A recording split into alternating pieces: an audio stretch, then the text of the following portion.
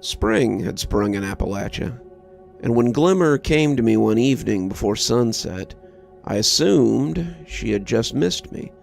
I hadn't seen her in a while, and I was beginning to become worried that something had happened to her. It wasn't unusual for her to be gone for a while, but it was rare to go a whole week without seeing her. "Hey," I said, as she looked up guiltily as she came to the porch.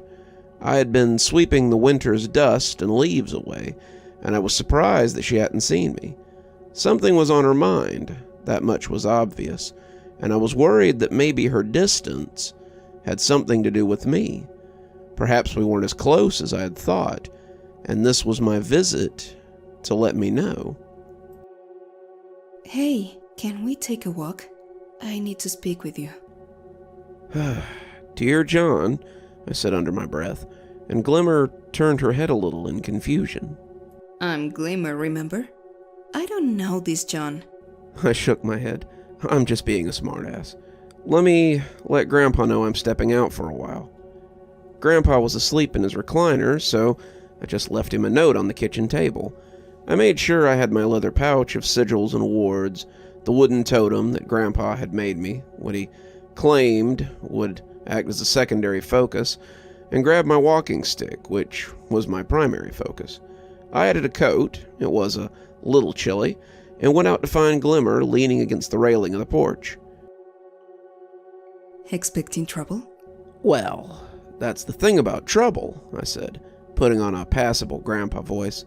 "If you always expect it, then it can't creep up on you." She laughed, but cut it off suddenly, as if she remembered something that she'd been trying not to think about. Yeah, this was looking like I want to be friends talk more and more.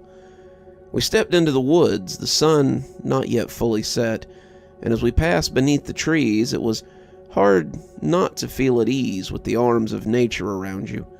I would have never thought I'd be at ease in the woods, not as much as I was, but it appeared that Grandpa had been right when he said that the green sea became like home after a while.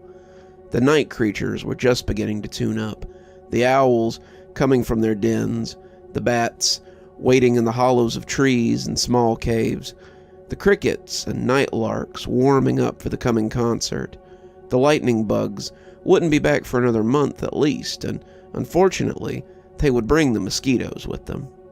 Glimmer seemed to take in none of it. She kept rubbing her arms, her lovely, bare arms that glittered like fresh moonlight, and it made me uneasy. I wasn't used to seeing her like this. Glimmer was always so in control, so sure of herself, and she looked like she might be about to shake apart. I was worried that this might not be a breakup talk, but maybe something else had happened. Death in the family, an ultimatum from her parents. "Glim," I said finally, stopping to look at her. "What's going on? I've never seen you this nervous." She took a few more steps, getting about 8 feet away from me, as if she thought she might have to run. Well, you've probably noticed that I haven't been to see you in a few weeks." I nodded slowly, waiting for more.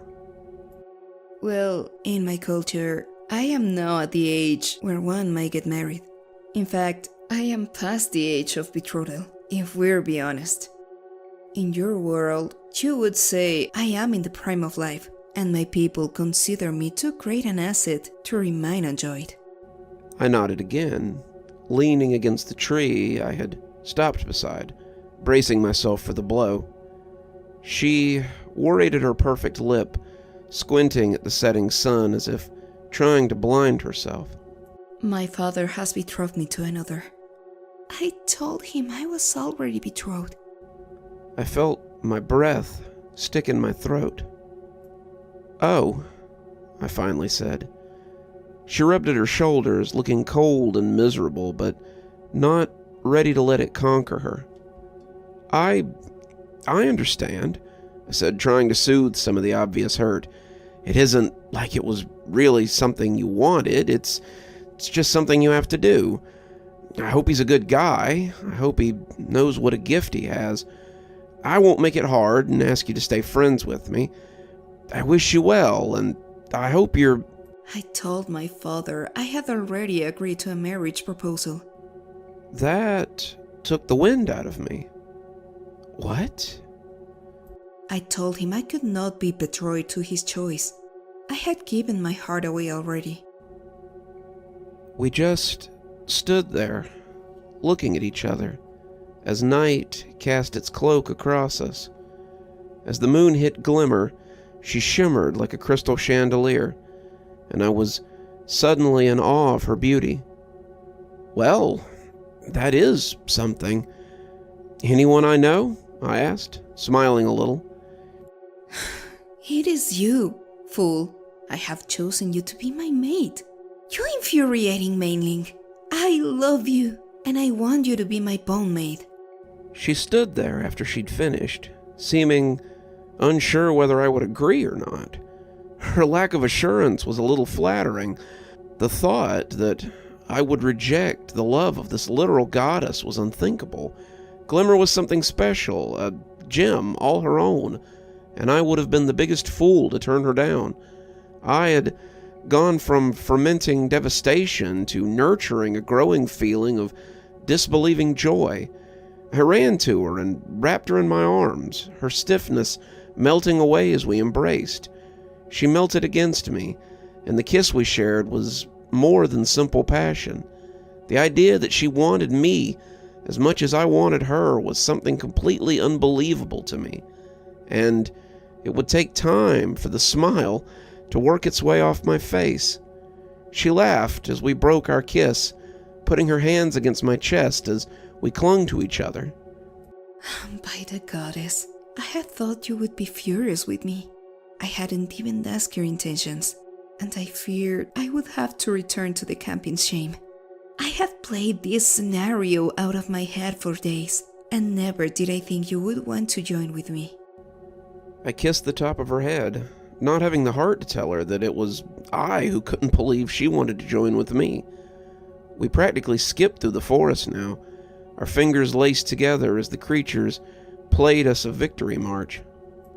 So, I asked when I finally found my voice, what happens now? Now you must meet my parents at my camp. Wow. I don't even think Grandpa's ever been invited to a Moonchild camp. Moon elves, and I fear I may have led you to expect something humble from the word camp. You will have to be presented before the Court of Moons, my camp's council. My father sits on that council, and I am called First Hunter by my people. That is a title, not a name, and it's something I have earned. I realized that I might need to know her name if I was going to be amongst her people. So if we're going to be married, it might be best if I knew your actual name. Glimmer looked a little lost for a moment before breaking into very musical laughter. Forgive me. You and Fisher have called me Glimmer for so long that I've never felt I needed to tell you the name the mood has created to me. She stopped in the path, taking my hands and looking at me evenly. To you and your grandfather, I am Glimmer. To my people, my family, and my hunters, I am Larelia of Clan Marsovic. I promptly spent a few minutes butchering it before she finally nodded and smiled. It's a beautiful name. It that shelters beneath the boughs in my language. Marsovic is my clan name, and you will take it once we are wed, since you don't have a clan name amongst my people. That's not gonna seem weird, is it? I don't want to insult them if it's usually the woman who takes the man's name. I don't mind either way, but I don't want to insult your people. Glimmer shook her head. Those who come in from outside the camp often take the name of their mate. It would only be within the camp anyway. Out here, I would still be Glimmer if you like. You'll always be Glimmer to me. I suppose, though, if we're trading names, then you might want mine, too. Glimmer stopped for a moment, laughing again as she put her face in her hands. Oh my, yes, I suppose I would need to know your name. I cannot introduce you to my family as Hunter. I nodded. That was certainly true. Marcus. Marcus Carmichael. She looked mystified. And what does it mean to your people? Nothing, I guess. Marcus was my grandfather's name, my dad's dad, who died before I was born. He died a week before I was born, and Dad always said that he'd been very excited to meet me. My grandmother had died a few years before, and he was preparing to sell his house and come help my parents with me. Then, very suddenly, he had a heart attack and died. So my dad wanted to name me after him, in his memory. I guess that's what it means to my people.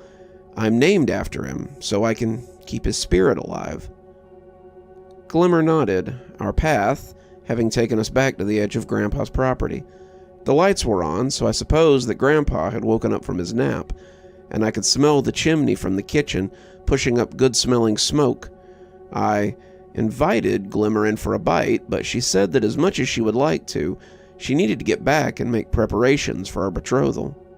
This had weighed on me for some time, and now I can begin preparing my camp for your arrival. My arrival? Well, yes.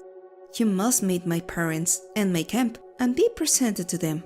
Then we will betroth in ceremony and exchange tokens of affection to seal our commitment to each other. Oh, okay. What do you need me to bring with me? What sort of token of affection is expected? It can be anything, just a symbol of our love for others to see. How long should I pack for? Oh, 7 nights at the most. I shouldn't think it should take longer than that. A whole week, I said, my mind racing as I thought over what I would take with me and what I would need to do to prepare to go. If it is too much to ask, I understand. If you need time to... No. I'm just trying to think of what I'll need to take with me. I'll need nice clothes, and I'll need to tell Grandpa that I'll be gone for a week so he doesn't worry. Guess my cell phone probably won't work there. Will it? Glimmer shrugged, another gesture she had learned from me, and one that looked very out of place. I have no idea. We have never had one of your fairy boxes there before. We shall have to see.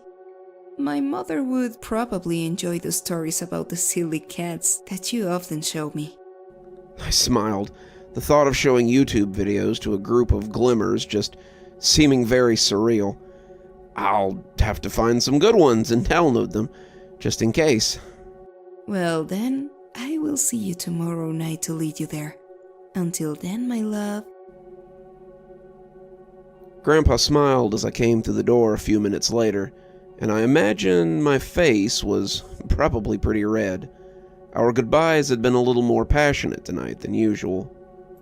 "Have a good time, lover boy?" he asked, stirring whatever he was cooking. "Yeah, so I guess I'm gonna be gone for a few days. Maybe a week at the most?" "Taking Glimmer to Gatlinburg for a little trip?" he asked, laughing at the idea of the sheltered moonchild in a place like that. "No, I'm, going to meet her parents." The spoon fell into the pot. "What?" he asked, half laughing like he thought I was joking. "Oh, it gets better than that. I think I just got engaged."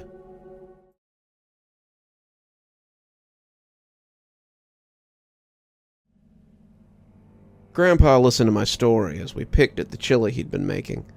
I explained to him what she had told me, what we discussed, and the revelation that she wanted to marry me. "Well, that's not surprising. You come by your animal magnetism naturally," he said, pretending to pop his collar. "I'm just shocked that someone like her would want someone like me," I said. Playing through what had happened again and again, I was still in a state of shock that Glimmer would choose me over someone her parents chose. If the male moon elves looked like her, they were likely handsome enough to make me question my masculinity. I was picturing these tall, muscular Greek statues, skin shimmering in the light, that moved through the woods like a pack of velociraptors. In comparison, I was likely to cut a less impressive figure. "You've got to get that out of your head, son. You're a fine man. Very few people would drop what they were doing and agree to come take care of their ailing grandfather. You're wise, too. You've taken to the magic faster than even I did, and I took to it like a duck on the water. You're brave, you're selfless, and like I said, you've definitely got your grandpa's charm. Glimmer sees it. I see it, too. It's a shame that you can't." I thought about it as I spooned up the chili, smiling a little as I realized maybe I wasn't as hopeless as I had thought I was. What do you know about moon elves, Grandpa? Glimmer says that she has to introduce me to her camp and her clan. I don't want to make a fool out of myself, especially if these guys are going to be my in-laws. Grandpa thought about it, but ultimately shook his head. "I'll level with you, son. When we saw them at the botanical gardens, that was the most moon elves I'd ever seen. I didn't even know that was what they were until you confirmed it. I've always called them moon children, and my grandma never corrected me if she knew the difference. She never met Glimmer either, and I don't think she ever believed me when I talked about her. She might have thought I had an imaginary friend or something, or moon elves were not something she was aware of. What did Glimmer tell you about the ceremony?" "Not much," I said, racking my brain. "I'd be introduced to her people. We would be officially recognized as betrothed, and we would exchange tokens of affection so that people knew we were betrothed." "Have you decided what you'll give her yet?" "Not yet. She said it didn't have to be anything expensive. A laurel of flowers or something simple would be just as good as a diamond ring, but I want to get her something nice regardless. I've still got to figure out what I'll take with me, too. Don't know exactly what I'll need for this thing." "Well, given what we usually see Glimmer wear, we know that clothes aren't a big issue with moon elves. I don't think I've ever seen her wear the same skin or leathers twice." "True," I said, finishing my chili and taking the bowl to the sink. "I'm going to go pack some things and see if I need to make a trip to Walmart tomorrow." Grandpa nodded, and I went up to my room to try to put something together to take with me. I started out packing a suitcase, but quickly gave that up. We'd be walking through the woods, so anything with wheels was right out, and a duffel bag was impractical. I found one of the big camping backpacks I'd bought at Habitat for Humanity. I packed some nice clothes, but eventually saw the futility of it. They lived in the woods. I was going to look silly in polo shirts and slacks. I exchanged them for jeans and flannels, and that felt closer. Seemed like what I really needed was a robe, but the only one I owned was terry cloth, and that seemed like it would have the opposite effect I was going for. No one looks badass in a bathrobe, so I decided on my leather coat instead. Made me look more like Doc Holliday than Merlin, but beggars couldn't be choosers, and it was warm. I took out the sigils I would likely need, put my wards on the dresser so I knew where to find them, and looked again at the .38 in the lockbox on the top of the closet. Gramps hadn't been too happy when he remembered that I'd resorted to something so barbaric, but he had appreciated my ingenuity. I'd bought a shoulder holster for it after the business at the botanical gardens, and I slid it into the holster as I put it with the coat on my desk. Hiking boots went with that, as well as a silver dagger and a plain iron one, too. I didn't know if moon elves were fey or not, but it seemed like between iron and silver, I'd be prepared for anything that came my way. I started to pack my phone charger, but saw the futility of it almost at once. What was I going to do? Plug it into a tree? Instead, I plugged in a little black backpack I'd bought online and 4 power banks that I had in it. It served us well on hikes when we needed to recharge our stuff, and The banks usually lasted about a day if you used them sparingly. After that, I sat and thought about it and couldn't think of anything else to add to it. I put a couple of paperbacks in there just in case, a few camping elements, fire starter, handsaw, etc., etc. I finally closed the bag, not wanting to pack too heavy in case it was a long hike, and that was about the time Grandpa knocked on my door. "How's it going, kid?" "Pretty good, I guess. I think I have everything I might need. Clothes, tools, other stuff. I don't know what else to bring." "Did you figure out what you're gonna give your betrothed to seal the deal?" Clunked myself on the forehead. That's right. Let's see, I've got a couple of chains, but they really aren't fancy. I could make her something, but I'm not really sure what I would make her. It's gotta be perfect, Gramps. I wanna give her something that's just perfect. Grandpa smiled and brought his cupped hand out from behind his back. "Hold your hand out, boy."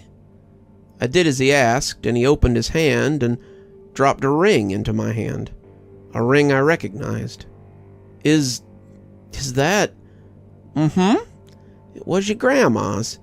She told me that if one of the grandkids wanted to propose, and it was the right girl, that I was to offer. It isn't fancy, it isn't worth great riches, but it's important to me, and it was important to your grandmother. If you and Glimmer are serious, then I think you should have it. I was tearing up, my eyesight swimming as I looked down at the very ring he had given Grandma in front of a diner in Alaska. "Gramps, I can't take this. This is your grandmother's ring, and if you give it to Glimmer, then you had better be absolutely sure that this is what you want. Are you sure, boy?" I closed my hands around the ring, my eyes refusing to dry. "Yeah," I stuttered, making my voice firm before stating again. Yes, I am. I know she'll outlive me. I know she'll be young when I'm your age, but I also know that I love her, and I want to spend my entire life with her." Grandpa smiled, his roomy old eyes misting a little. "Then give it to her, and make sure she knows how much you love her every day." We hugged, me trying not to hurt Grandpa as I wrapped my arms around him before he left me to get ready. Somehow, I was asleep an hour later, my busy mind having exhausted itself. The ring was in a small leather bag in the front of my backpack, as safe as I could make it. Grandpa sat on the back porch, looking at the moon and whistling softly. It was late, and his grandson was asleep upstairs. He should be asleep too, but he had to do something first. He would kick himself if this wasn't absolutely on the level, and he still held a certain amount of trepidation towards the creatures that made the forest their home. The strange ones, the legendary ones, were sometimes dangerous, and even Glimmer wasn't immune to that. The crunch of twigs and the stir of branches would have been too slight for anyone else to hear, but Grandpa knew every sound on the property, like the wrinkles on his hand.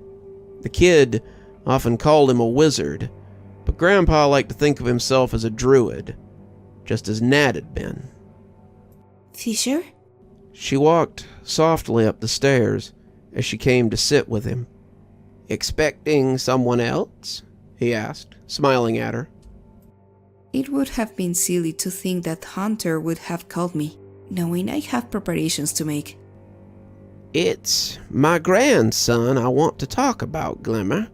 He told me you proposed to him. Is that true?"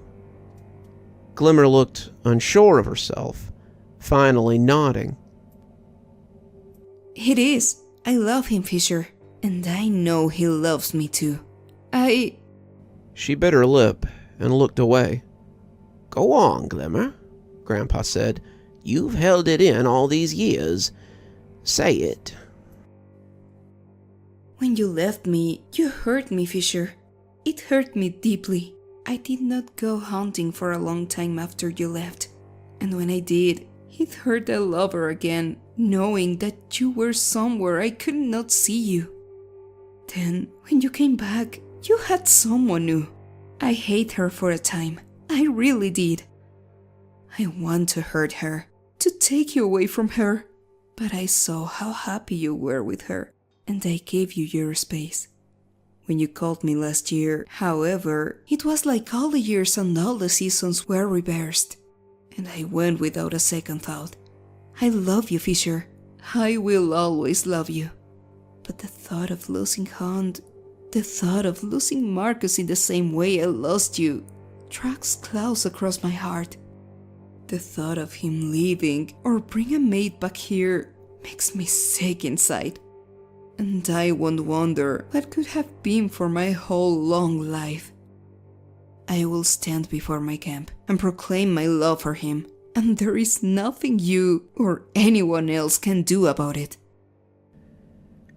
Grandpa met her eyes for a long count of 5, and when he nodded, she exhaled in relief.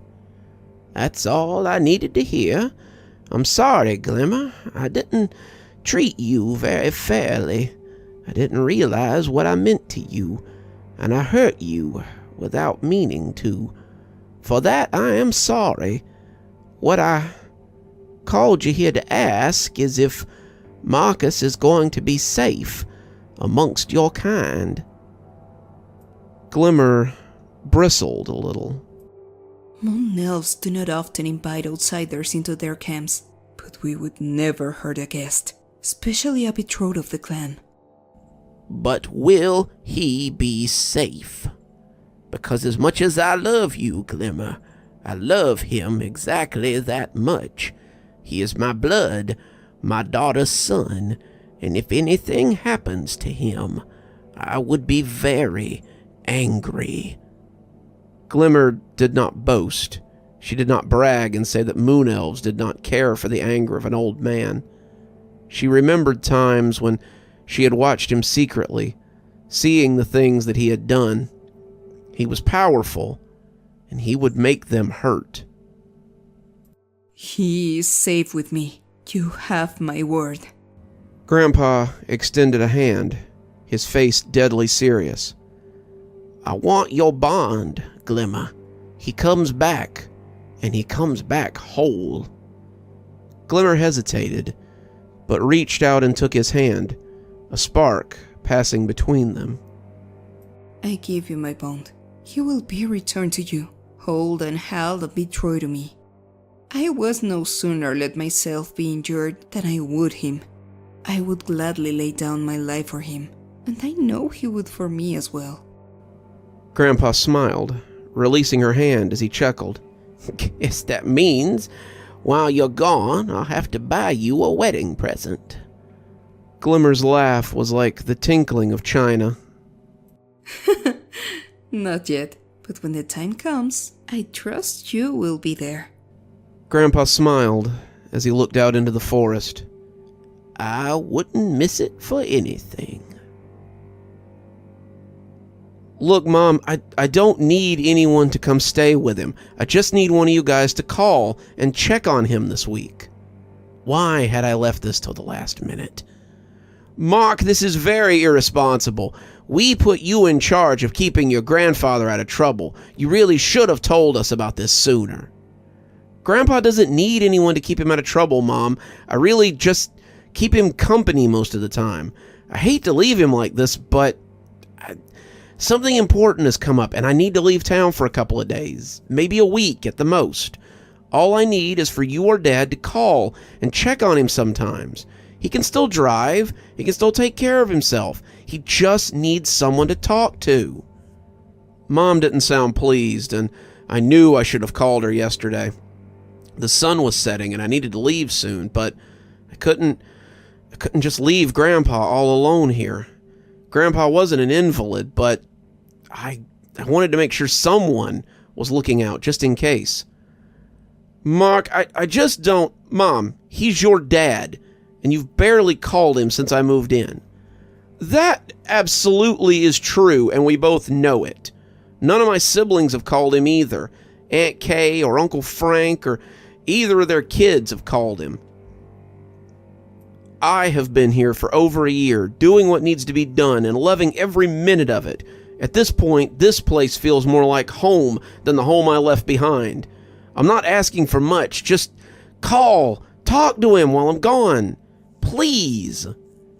I saw Glimmer waiting at the edge of the property, smiling like a cat as she waved at me. Mark, if this is how you shirk your responsibility, then we might need to... Grandpa's hand slipped over the cordless phone as he took it from me. Go on, kid. I'll handle her. Go on. Why, Molly, it's been so long. How are you? Is Stephen still... He was still chirping at her as I left, the door closing behind me as I ran to Glimmer. We were in the woods before moonrise.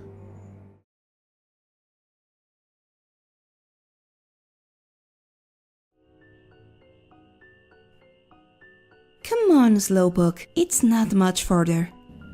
The deeper into the woods we went, the happier I was that I'd packed my headlamp.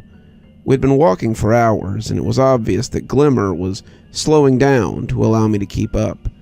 Did she make this trip every day to see me? I reminded myself that she also made it at night, too. How sharp were her eyes? Is it much farther, Glim? I'm getting winded. Glimmer smiled at me, offering me a hand up. I was doubled over on the path, looking most undignified as I tried to keep from heaving, my backpack sitting heavy on my back. I took her hand, trying to get balance again, noticing that she wasn't even sweaty. It's not far. Come on. I'll help you.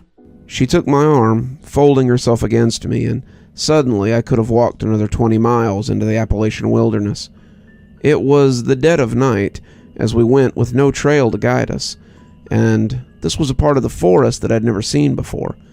Grandpa didn't like to go too deep into the woods. His legs got tired easily as the years went by, and this would have been a multi-day hike for him. The trees out here were so lush as the moon cut between the branches, the crunch of leaves sounding like the call of ages as I came down upon foliage that hadn't been disturbed in decades. It was breathtaking how beautiful it was out here, and the further we went, the more I wondered where one would hide a moon elf camp. Glimmer stopped suddenly, putting an arm out to silence me as she listened to something too low for me to hear. Humans do not usually come this far into the woods, but I suppose a human would have to be very special to ensnare the heart of a huntress. Glimmer relaxed, but not a lot. Something came from the woods, moving with all the grace of a hunting cat, and I suddenly wondered why Edward Cullen was stalking us through the woods. He wore leather pants, and not much else. His chest and feet were bare, his arms a rippling tapestry of muscle, but not the sculpted kind, like you'd find at most gyms. This was everyday muscle, like on a farmer or a construction worker, and it looked like the kind that my father would have called slab muscle. His hair was blonde, and it looked like it had been spun from dandelion fluff. Glimmer stood straight, her body turned so as to block me, and she seemed to be working hard not to reach for her bow. Hello, Grantier. Why does the moon find you in the woods so close to my camp? I would have thought you would have left for your own camp by now. The man? No. The moon elf? The moon man? I didn't know, but it smiled at her, though its teeth held nothing but thinly veiled contempt whenever it happened to stray to me. Did you forget, Aurelia? I am an honored guest of Clan Marsific. There is a place by your fire for me, as long as I desire. Perhaps you should temper your desire then, Grantier. She continued to walk, pointedly pulling me by the hand as the elf fell in beside us. We do not require an escort, Grantier. You might return to your hunt. This was the angriest I had ever seen Glimmer in the whole time I'd known her. It was a little scary. Granther, however, was unfazed. I was returning to camp anyway. 3 by night may move as safely as 2, may they not? She didn't answer him, but when he turned to look at me, his smile was at odds with the hot coals burning behind his eyes. You must be eyes intended. I am Granther Sufafir of the northern camp, the place your people call Michigan. He didn't offer me a hand, and Glimmer had the other hand I usually shake with, so I just nodded, not bothering to correct his pronunciation. That's a long trip. I don't believe I've ever been farther than Virginia myself. Do you do much hunting up there? Granther smiled. Oh, yes. The deer and moose are fine hunting there, and we fish the streams. Have you done much hunting of late? He asked, clearly leading the conversation towards something. No, not really. I usually go to the store if I need groceries. Granther laughed, directing it at Glimmer. I suppose that's where you get your clothes, too, unless you raise some strange animals on your land. These pants are made from a moose I killed last season. Very nice, I said, acting as if I was unbothered by the jab. Maybe if you get another one this season, you can make some boots to match. Gotta be frosty on the feet, wandering through the snow barefoot. Moon elves do not wear shoes. We feel the earth through our feet, and it helps us hunt. Yeah, I had some cousins like that, I said, grinning at him. They used to go barefoot everywhere until one of them stepped on a cactus in Arizona when they were on vacation. Now, they at least wear sandals. Granther didn't seem to know what to say to that, but I smiled as I heard Glimmer cover a laugh. I don't see what is so funny, he said, his good nature melting away like spring snow. He does not hunt his own meat. He does not make his own clothes. He makes light of our traditions, and he is crass. Why would you wish to? But he had overstepped. Glimmer turned on him, her face very close to his. That is not your concern, Granther Sosafir. For your intelligence, he is a magi, one of the wise, and he has fought things that would send you screaming into the woods to change your filthy pants.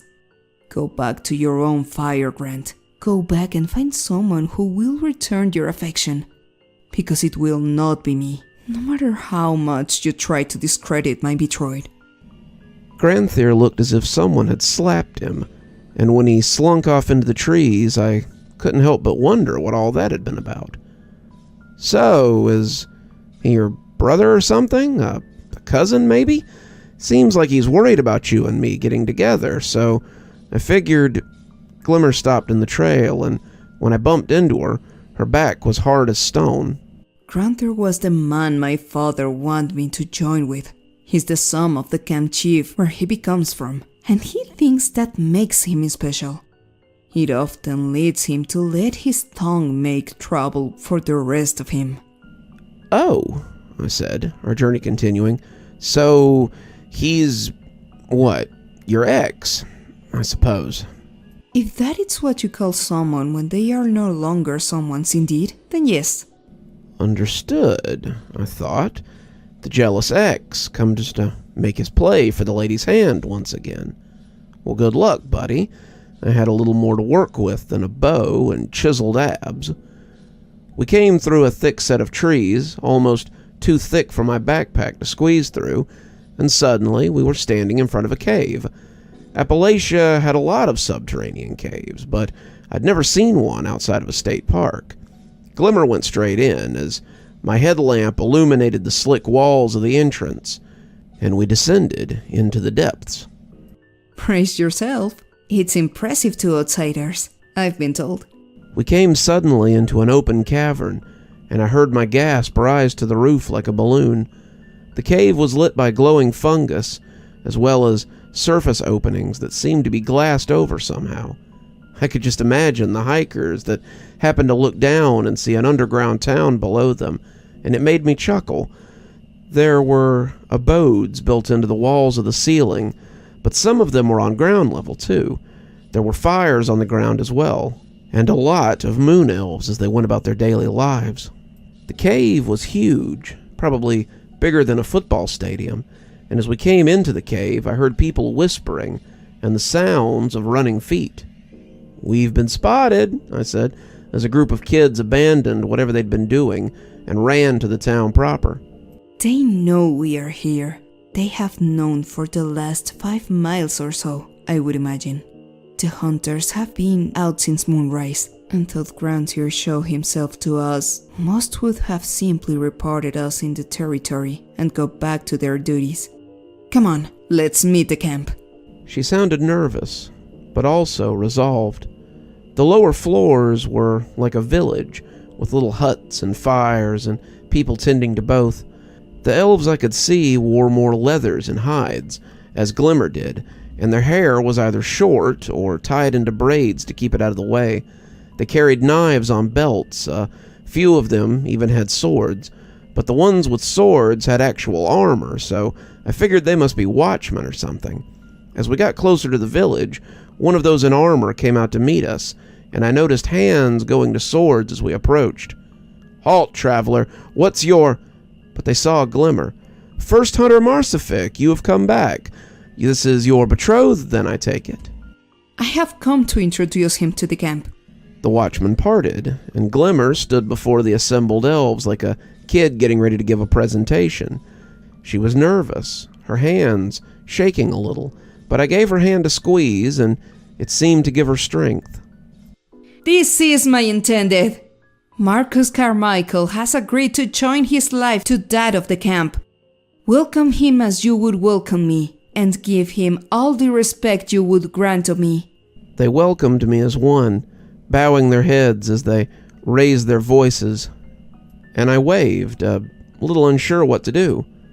"Hi, nice to meet all of you. What do we do now?" I asked Glimmer, side mouth. Now we present ourselves to the council and the queen.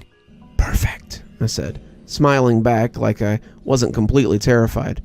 "Where do we do that?" Glimmer pointed to the other side of the cave, where a large, multi-tiered space occupied the whole back wall. At the palace. Come, we have to make the pilgrimage. As we set out, the crowd walked with us. We picked up more as we went, and soon the 30 or so had become more like 100. They fanned out behind us, giving us a little room as we walked, and I could feel their presence like a cloud. "Why are they following us?" To witness your presentation to the queen. "Ah, of course," I said, nodding as we left the town and walked into the space between it and the palace. "Why are they doing that?" It's part of the betrothal. Just go along with it. We'll be there soon. The palace looked like a tiered honeycomb the closer we got. There was a staircase that led up to it, and I could see a royal assembly at the top. There were more guards up there, and the sight of them kindled something in my memory. That green armor and the bullet-shaped helmets looked like the ones I had seen at the garden, but I didn't think about it too hard. Glimmer's people were numerous, and I'm sure they all had similar armor. I saw some elves in robes at the top, and they must be the council she had talked about. There were 12, but I found myself drawn to a silver-haired man at the end on the left side. His eyes were on Glimmer, and he had a look about him that told me that this was the father I would need to impress. The queen stood near them, and she was resplendent in a flowing gown of silver that sparkled like stars. It wasn't until we got to the top, however, that I realized why the guards had looked so familiar. My queen, may I present... "The wizard's apprentice," the queen said, looking bemused as she reached out to take my hand. "My word, I did not think I would see you again. Where is your teacher? Is he with you?" Glimmer was looking at me, dumbstruck, and I grinned a little sheepishly at her. "I'm sorry, my lady, but he was too old to make the journey, as much as he wanted to. Had he known we were coming to see you again, he might have mustered the strength to come." The queen laughed, and it sounded like church bells. "My people, this is one of the brave wizards who came to the protection of the lady and her domain back when winter attacked. Our casualties would have been many more if it had not been for he and his teacher. He slew one of the Green Men's champions in single combat, an act many saw with their own eyes, and stood strong against the Green Man in the final battle. First Hunter, Aurelia Marsific, is this the one you intend to be bound with?" Glimmer stuttered for a moment, finally answering in the affirmative. The queen reached down and lifted her up, bringing our hands together as She turned us to face the crowd. "Then you have your queen's blessing." "And ours," the camp intoned. "Then we are in agreement. The betrothal is confirmed and blessed." A cheer went up, but I could tell from the look Glimmer was giving me that she was not pleased with only now hearing about how I'd put myself in danger and not told her. That look let me know that we would be talking about this, and my answers might depend on whether our betrothal lasted the night.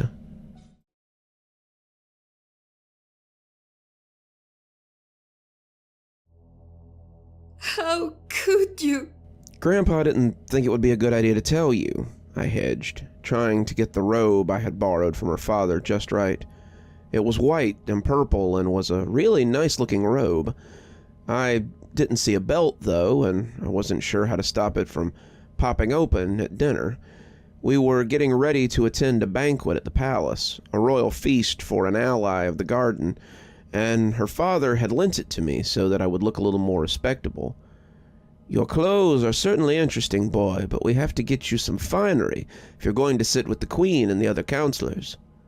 Glimmer had held her brittle smile until we were alone in the guest room of her parents' house, a snug and spacious cave on the 3rd tier, before she broke down. You still should have told me. "Glimmer," I started, but she cut me off. No, by the goddess, you should have asked me to come with you. I'm a warrior. I would have been of help to you. I could have been of help to you. I should have been in that battle. The hunters should have assembled. When the queen and her personal ward returned with stories of combat, I seated.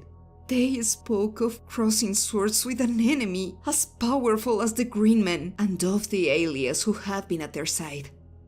I should have known it was you and your grandfather. I should have been there. If you had called me, I would have been there too. "Glim, how was I supposed to do that?" You... She started, but stopped as she realized it too. "You don't have a phone or anything. If you weren't in the area that night, then you would have never heard me calling you. Grandpa didn't exactly tell me we were heading into battle either. He told me we were getting ready, and away we went. There was no time for preparation or anything. We didn't know what we were getting into, not till we were there." Glimmer pursed her lips, thinking that over as I found the ties inside the robe and figured out how to not embarrass myself in front of royalty. That makes sense, I suppose. But why not tell me when you returned? I'm your companion. You should want to share these things with me. "I did," I told her, coming to sit beside her on the bed that felt like it was stuffed with moss. "But Grandpa said you'd worry, and I didn't want you to worry. I haven't seen a lot of you since Christmas either. The weather's been bad, I understand that, but before you arrived on the porch, I hadn't seen you in a month. When did I have a chance to tell you?"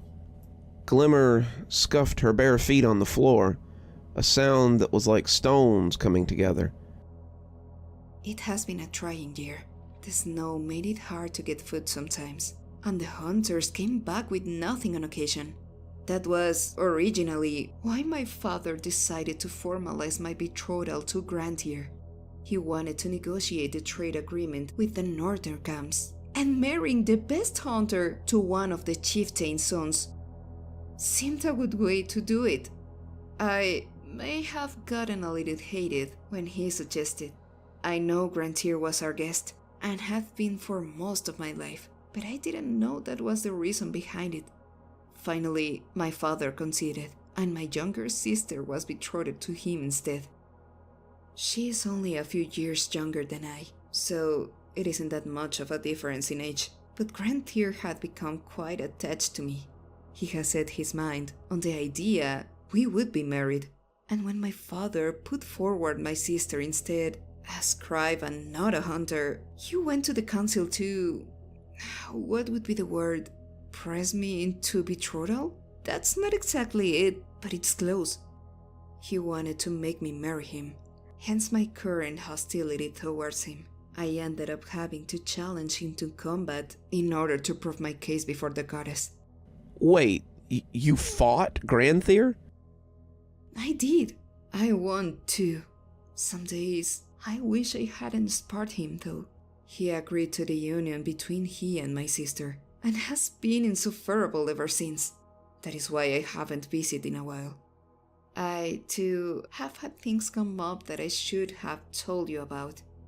I slid my hand into hers, and she squeezed my fingers back after a moment. Sounds like we both have a lot to talk about when this is all over. She smiled and laid her head on my shoulder. Her hair was soft as it tickled my nose. Who knew I was betrothed such a powerful warrior? I hope you will still want to join with that lovely hunter, she said, trying for a joke, but sounding hurt still. I lifted her face so she could see my eyes. Only if you don't mind being joined with a lowly college dropout, I said.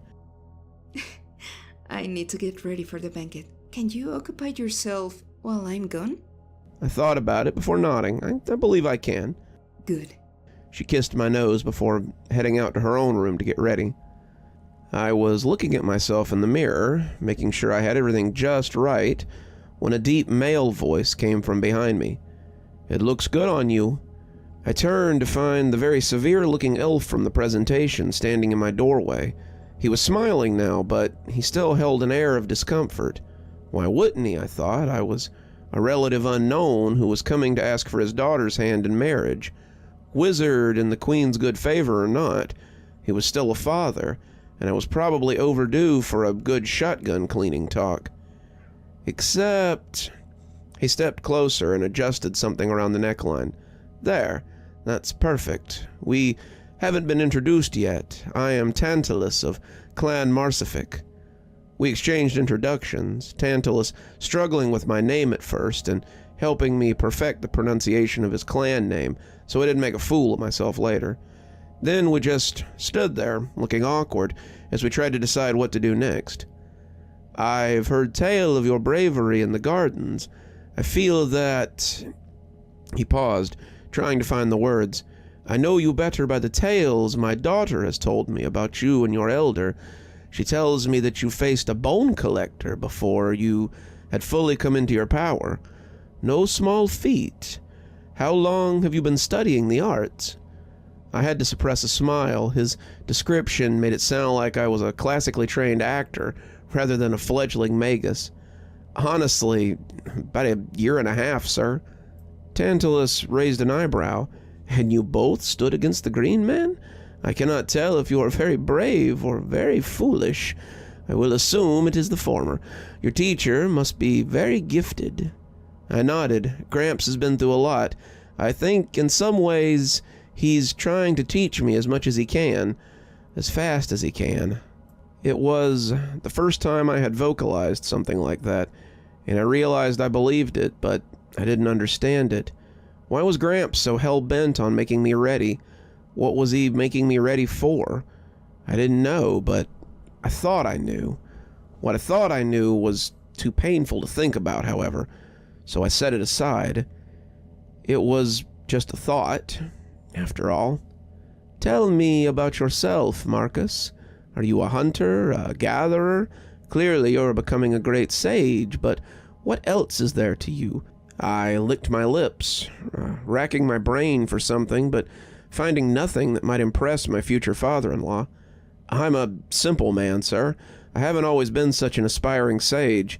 I dropped out of college, and I haven't had a job in nearly 2 years, but I'm trying to be better.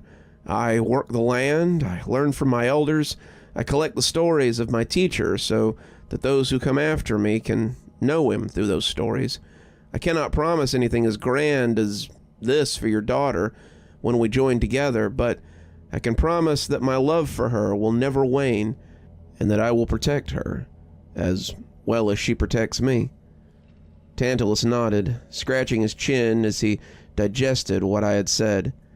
"That is all any father wants for his daughter, for her to be safe and loved. I never felt good about using her the way I did. When the idea was put forward, I decided that a match like that would be as good for her as it would be for us. I thought Aurelia would like having a partner to hunt with, someone to guard her and give her strong children.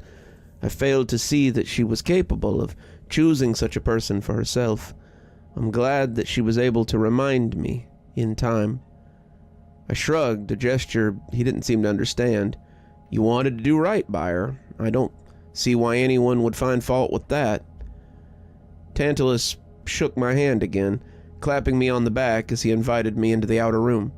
Come meet the rest of my clan. They will soon be your clan as well, and they are eager to know you.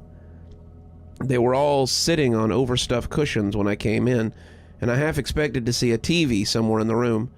Instead, there was a large stone fireplace and shelves upon shelves of books. The space was lit by 7 fungi at the top of the room, and rather than being dank, it was surprisingly cozy. Glimmer had 3 sisters, it appeared, and a mother whom she favored a lot. Tantalus introduced me to Cline, Risha, and Firsta, their ages progressively younger. They all had the silver hair of their patron, though a few of them bore the darker streaks of their mother's raven hair. His wife, Rena, welcomed me warmly, and when the introductions were done, the youngest of them, still 40 years my senior, asked if I could really do magic. I can, I told her, taking a seat on the surprisingly soft cushion that Tantalus offered me. Can you show us some? Firsta asked. Firsta, her mother chided. It is rude to ask a guest such. I don't mind, I said, glad to be able to show my art to someone. Grandpa had warned me about showing it off in front of normal people. He had said something about it being dangerous, especially in the more religious hollers, and I'd felt like a leper as I went about my day-to-day life in hiding.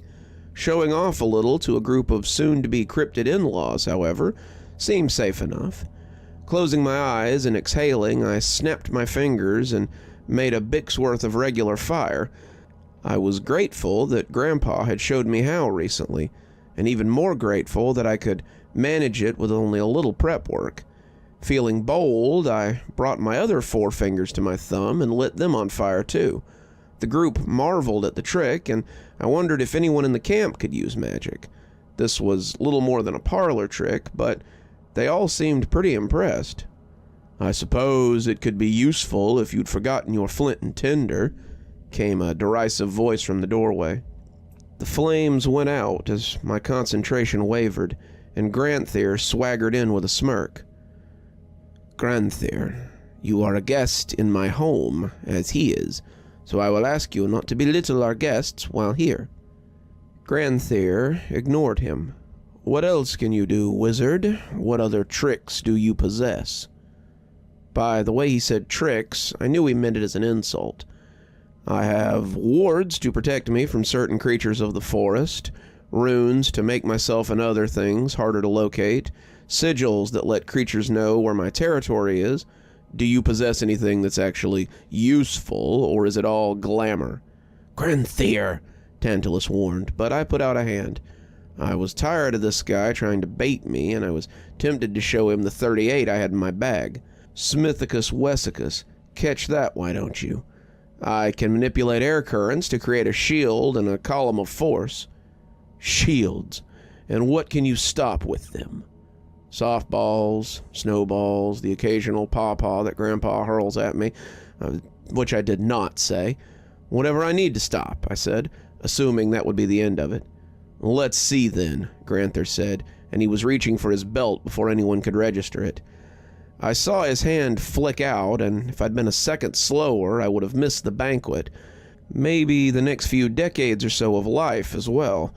The glimmering shield was in front of me in a second, something I'd been practicing after the battle, and the tip of the dagger was still on the wrong side of the shield. The middle was caught fast in the midst of the current, and the 3 sisters gasped in unison when they finally noticed the hilt sticking out and vibrating slightly. Tantalus did not gasp. Tantalus was furious. Granthier, how dare you— Granthier Susafir, you dare bear weapons in my father's house against my betrothed and the guest of the Queen of Moons. Had you drawn blood under this roof, the consequences for you and my father could have been dire. You're lucky my beloved is so capable. I turned to look at Glimmer, and her fury had not diminished her beauty in the slightest. She was wearing a long dress of deep forest green, the fabric looking incredibly soft if I were to touch it.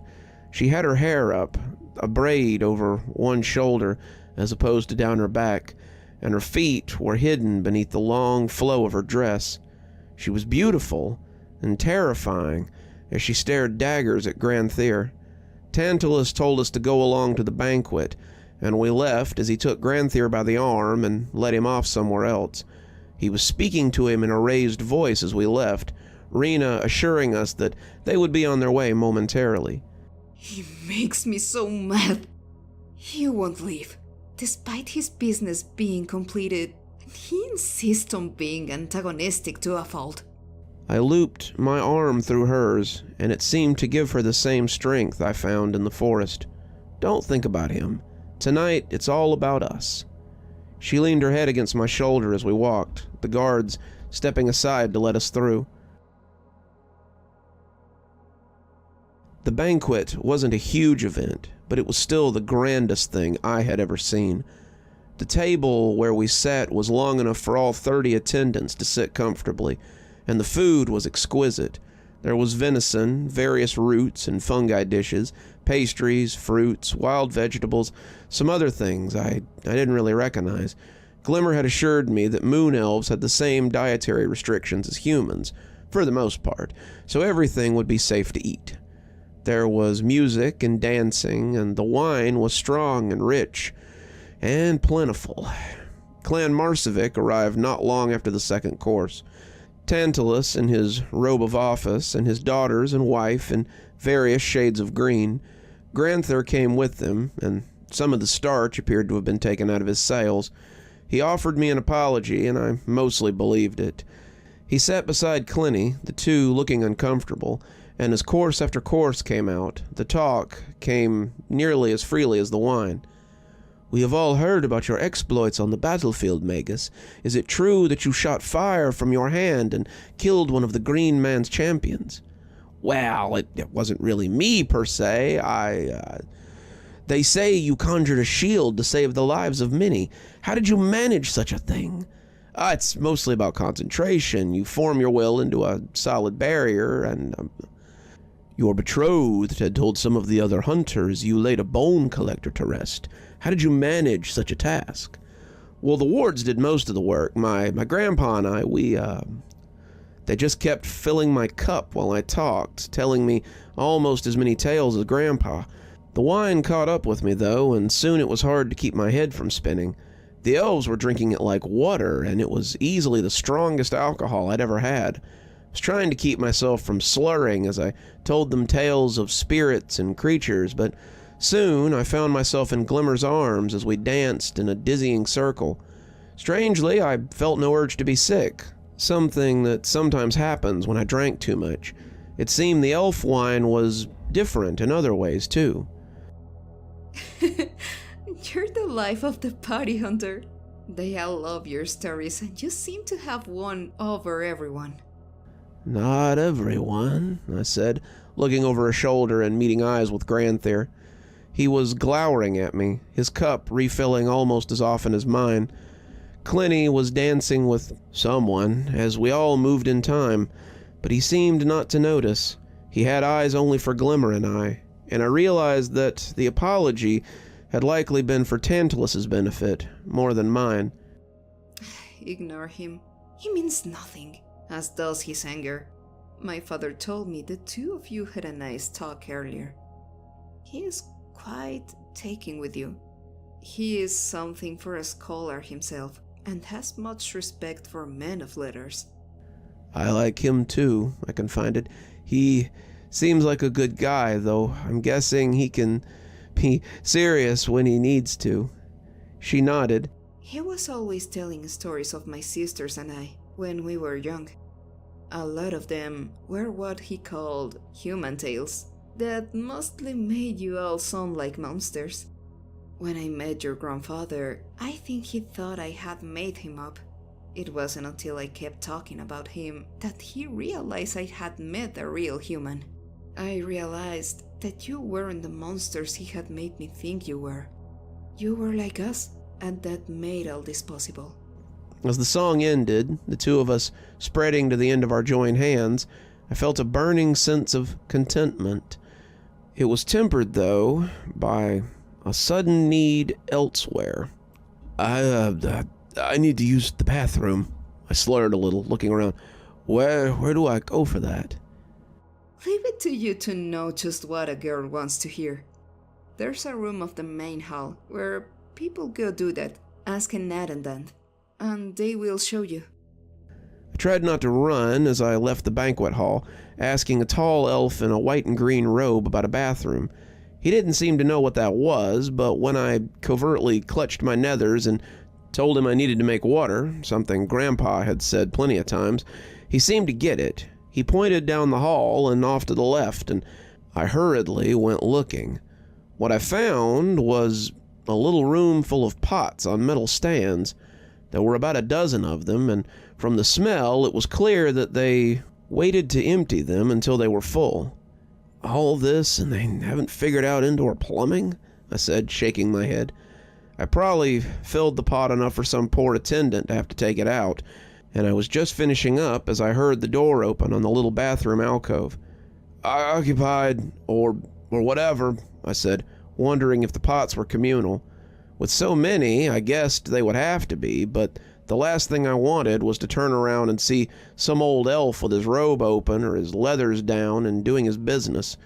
The footsteps seemed a little unsure of themselves as they closed the door, and when I heard them coming towards the place where I was, I sighed deeply.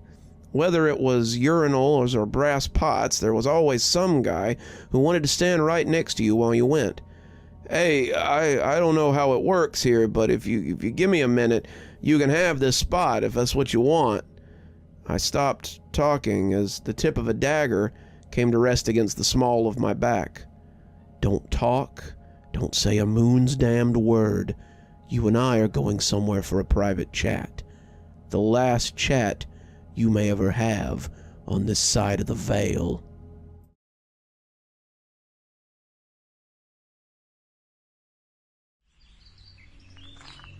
You're making a mistake. The knife tip poked at me again, and I shut my mouth. Granthier and I had been walking for about half an hour, and most of that time had been spent getting out of the camp. It appeared that most people within the cave were celebrating the betrothal of their first hunter, and it was easy for Granthier and I to leave without drawing too much attention.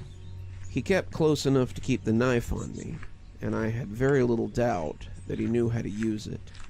I wasn't terribly worried about him stabbing me before I could put a shield between us either, which was the only reason I had agreed to go with him in the first place.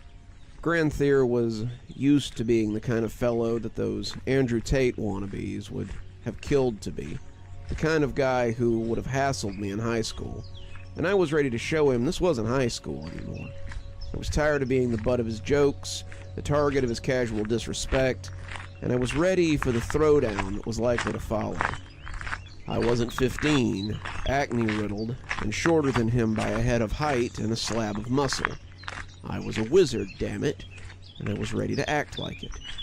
Seriously, we're outside the camp now. If I wanted to run or try anything, I would have done it by now.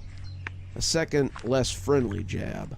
I sighed, stopping and pushing Will behind me as he walked into my shield, knife first. He bumped against it and stepped back, looking angry and confused at the translucence between us. Seriously, that's getting annoying, I said, crossing my arms and thanking my lucky stars that I had worn the totem Grandpa had given me. This could have been difficult otherwise, and the chances were high that I would have pushed too much power into the shield and blown my wad early, or not put enough in and had a Wilson-style conversation over my waist-high privacy shield. Granthier blew out in exasperation.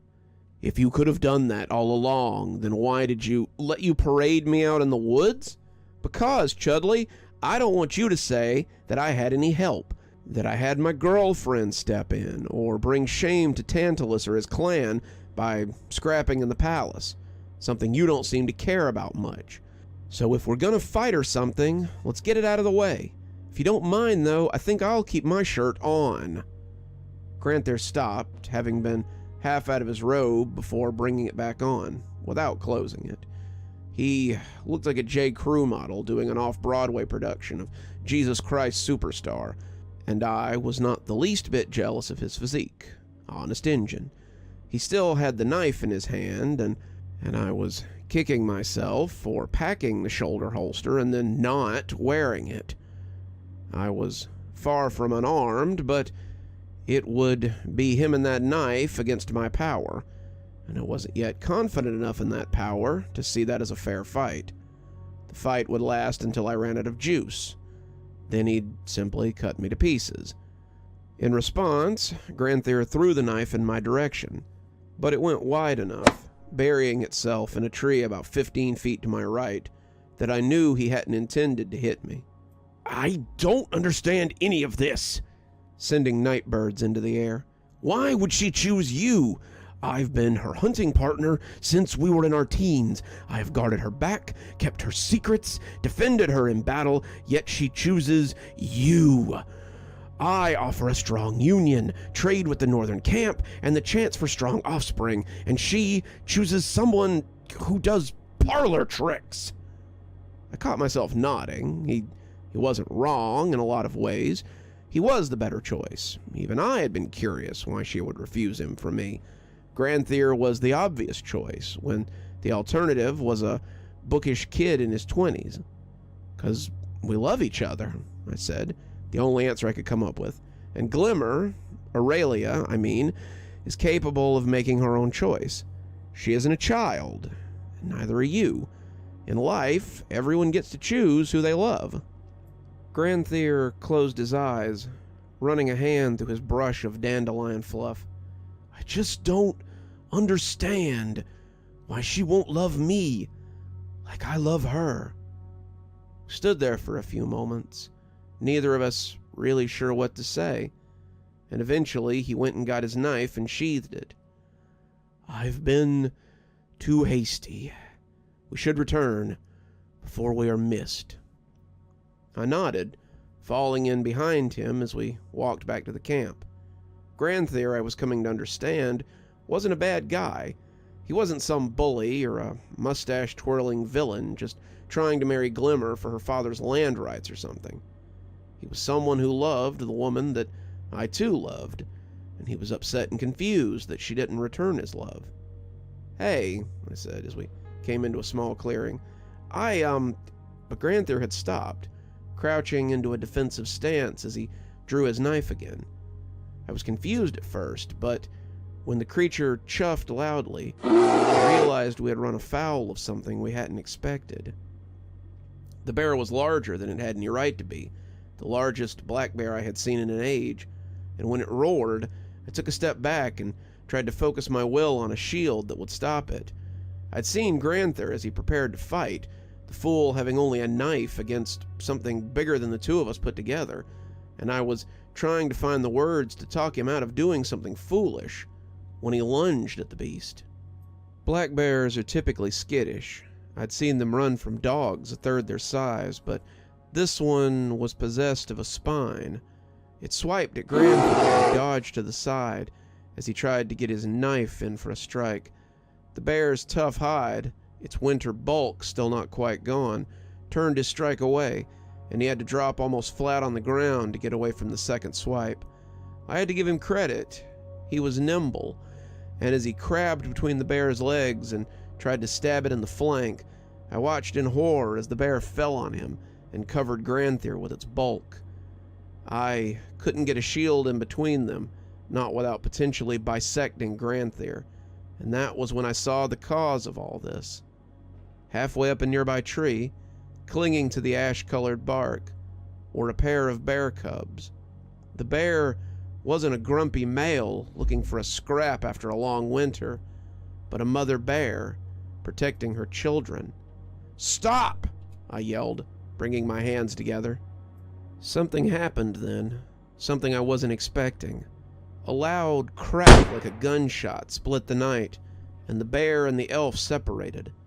There was a crater near them, like a small bullet hole, and I wondered if I had done that. No time to think about it then. Right then all I could do was get Granther away from the cubs before he got himself killed. Granther rolled away from the bear, his chest slashed and bleeding. He had lost his knife, his arm sporting a nasty-looking bite, and by the way he was breathing, I could tell that at least one of his ribs was broken. He gritted his teeth, preparing to launch himself at the creature again, when I brought a barrier between them. "Granther, she has cubs!" "What?" he breathed, and I was even more certain that his ribs were broken when I heard him wheeze. "She's got cubs. She'll fight you like a hellcat to protect them. Back up. Let's put some distance between us and her. If we don't antagonize her, she may back down. Come back here with me." He was limping as he backed away, a hand coming to his ribs as he did. Holding the barrier in place, I pushed out with my will as I tried to communicate to the bear that we meant her no harm. I had seen Grandpa do similar to coyotes and strays, but I'd never tried it on something this big. The most I'd ever done was push out at a stray dog and tell him to get out of the road. This was a little more than a hungry dog, but I had to try. The bear was keeping her bulk in front of the tree where her cubs were, settling that bulk in preparation for the blonde man to charge again. She was hurt, she was angry, and now she was distrustful at the push, coming from an outsider. Her ears came up a little as I communicated our desire to disengage, to let her go about hers and let us go about ours. And when her stance became less rigid, I thought we might have come to a consensus. She moved off, never taking her eyes off of us, and her cubs soon followed. Cute little pair of black bears that I was sure would be terrors of their own before long. "Lean on me," I whispered to Granther, and he grudgingly let me put an arm around him and offer him some balance. We started backing up, my will still sending the message of our intuition to leave her and her cubs alone, and she did not pursue us. I wasn't comfortable enough to drop my shield yet, and as we made our way slowly out of the clearing, I heard her and her small bears making their way elsewhere. "How are your ribs?" I said quietly, preparing to throw up the shield again if she suddenly charged at us. "In screaming agony," he answered, which told me nothing. "Do you know how to get back to the camp from here?" I asked, edging along in the opposite direction of the bear family. "That way," he said, pointing shakily. "Can you walk?" I asked, guessing the answer. "Barely," he growled. "Fantastic," I breathed out, getting a good grip on him so we could start moving. "I fail to see how any of this is fantastic. I took you out here to..." He thought about it. "I don't know, to kill you or scare you, and instead you end up looking like the hero by saving me and bringing me back instead." "It works out like that sometimes," I told him. Aside from the broken ribs, I saw how he was holding his other arm and suspected it might be broken. The wound to his chest was bleeding freely, but the cut was mostly superficial.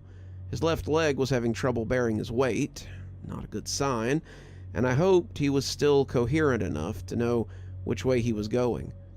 "Unfortunately, it isn't quite that simple. You saved my life. Now I owe you that life." "Jesus Christ," I sighed as he looked at me questioningly. "Could you be any more cliche?" "I beg your pardon?" he asked, coughing a little as he limped along. "A life debt? Really? What are you, a Wookiee? I hate to tell you, Chudley, but life debts are usually for sci-fi races. Fantasy races usually have some kind of fealty pledge or something. You're mixing your genres, man." Granther chuckled, coughing like the act hurt him. You are a strange one. I only understand about half of what you say. You will surely drive I crazy. I suppose that might be humorous to watch." He winced, shaking a little as the laughter died in his throat. Damn it, I hoped his rib hadn't punctured a lung or something. "Well, if you want to see it, then you'll have to not die before I get you back to camp. That way, you can tell them I didn't do this to you. After that, I think we can be square." "It's a deal," Granther said, and his breath hissed in and out through his teeth as he hobbled along. "How did you learn to speak with the bears?" "My grandpa taught me. It's not really talking. Not really. It's more like pushing your intentions at them. Bears and dogs and animals in general operate through body language and feelings most of the time. I let her know we didn't want to hurt her or her cubs, and she let us walk away." "Foolish. I was so foolish. I should have seen the cubs. I would never have attacked her if I'd known she had little ones with her." "You didn't know.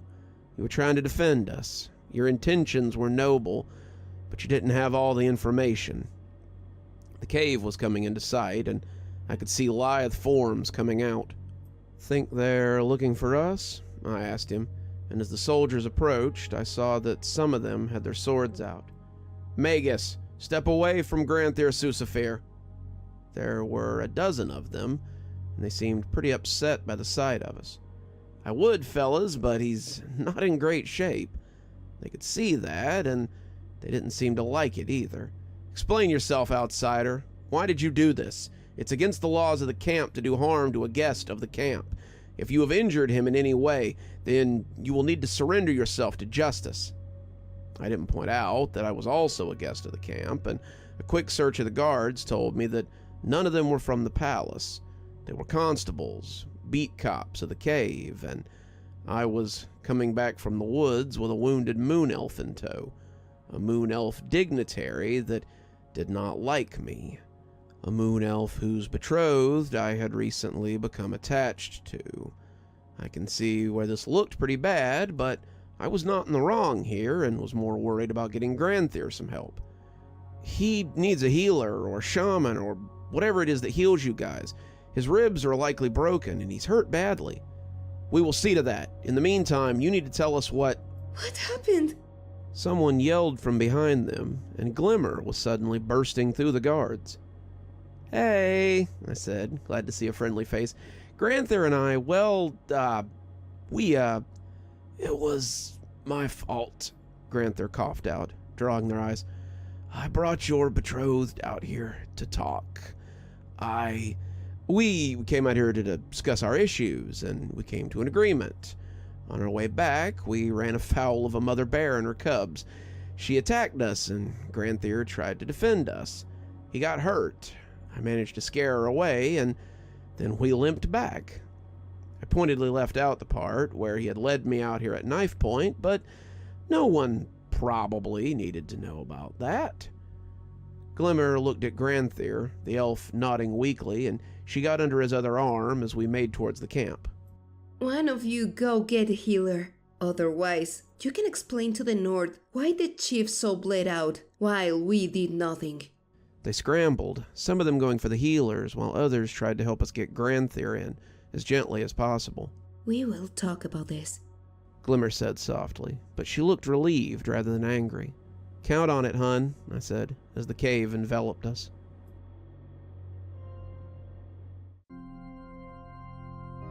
"Aurelia of Clan Marsific, do you pledge yourself to this man and agree to be his bondmate?" I had needed a replacement robe and a trip back to the Marsific home to clean up before the ceremony, but I had made it somehow. "I do," Glimmer said, presenting me with a necklace that shimmered in the fungus light. It was silver and strung with many precious stones. I didn't know where she had gotten it, and I assumed she had made it. I dipped my head as she set it around my neck, and I looked up to see tears in her eyes. "Do you, Marcus Carmichael, pledge your loyalty to this woman and to your adopted clan?" My throat closed a little as I tried to answer, and I had to clear it before I could go on. Standing here in the banquet hall before the eyes of the council and the royals, I was a little tongue-tied all of a sudden. Apparently, I can stand against the spirit of winter, but vows of honor and commitment were where my courage faltered.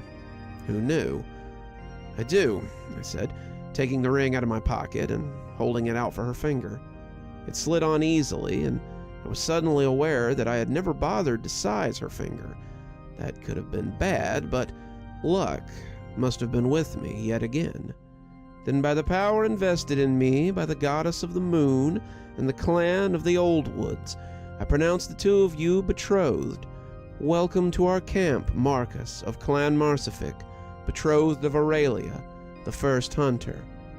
There were cheers and clapping, none of them louder than the ones from my new clan, and when Glimmer kissed me, I didn't surface for a long time.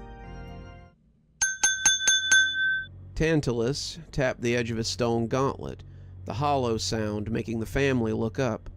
We were assembled around the table within the clan's home, eating a meal of mushrooms and fish, when he suddenly stood up and raised his glass. "I would like to make a toast to my daughter and her betrothed. It has been an honor to host him here these last 4 days, and we wish him safe travels tomorrow as he returns home." The cups of those assembled rose as well, adding their wishes to his. It had been an interesting few days, to be sure. The Queen had commended me for bringing Garstad back to the camp, and it appeared that my celebrity only rose amongst the elves. Garstad had broken his wrist, broken 2 ribs, and had some nasty cuts and bites, but he would heal, we were assured. Clinny had been spending time in the healer's hut with him, and I was hopeful that maybe they would grow close. When I had gone to see him, he had apologized again for the way that he had acted, and wished me many years of happiness with Glimmer. "She is lucky to have you, and you her." I'd spent some time exploring the camp with Glimmer, seeing the woods, meeting her hunters. I had read with Tantalus, and he had showed me his books and taught me a little of their language. I'd eaten meals with them, heard their stories, and learned their ways, but now it was time to return home. My phone hadn't had signal since about halfway in on the first night, and I was worried about Gramps. "Would that I could stay longer," I said, "but I gotta get back to my grandfather. He depends on me, and I've been away too long, I'm afraid." After dinner, there were goodbyes from the whole clan, and Clinny told me that Garstad had wished me safe travels and good fortune. Tantalus sent me back with a few books and a page he had made by hand of the Moon Elf alphabet. "So you can study our ways and language," he said, clapping me on the back. "Who knows, you might be the first outsider who manages to speak it in over a century." I thanked him, packing the things gently, and before I knew it, it was time to go. 5 days had flown by, and Glimmer and I were leaving out the same way we had come in. I felt the ring around her finger as we walked hand in hand, and the feel of it filled me with happiness. It seems you've made quite a splash. I fear every young hunter will want their own outsider before next spring, but I'm sure I will still have the only one who is capable of such enchantments. "If you don't, then Gramps has been training other young men without my knowledge." She laid her head against my shoulder. "Even if they do, you will still be the best of them. I fear the Queen would take you as consort if I let you stay." "Ha! Just let her try. I think you'd put her off that idea pretty quickly." "You may count on that." She gave my hand a little squeeze. And that was how I became the first human to visit the Moon Elf camp in the Appalachian wilderness in about 200 years. Glimmer and I had plenty of time to talk on our way home, and we found Grandpa in good health and good spirits. He listened to my story, committing everything to memory, I'm sure, and when the sun rose, he yawned and said he was off to bed. I offered Glimmer a place to stay. I had bought blackout curtains a few months ago, and she found my bedroom suitable for slumber. She stayed with us until the next night, and when the time came to say goodbye, she seemed less than eager to leave. "I will see you in a few days, my love," she promised, releasing my hand jealously. That's what you said last time, I joked. That was before our betrothal, Hunter. I should think you'll become quite tired of me before we were wed. Don't count on it, I said, watching her disappear into the woods as the moon hung high overhead. My bed feels emptier already, but I know now that at least it won't be for much longer. Life in the Appalachians goes on. The seasons change, and we change with them. In some ways, this feels like an ending of something, an end of an era, an end of my life as I know it. But it also feels like a new beginning. Winter ends, spring begins, and spring is always a time for new beginnings. As I lay there trying to make myself tired enough to sleep, I hoped this next year would be full of new beginnings.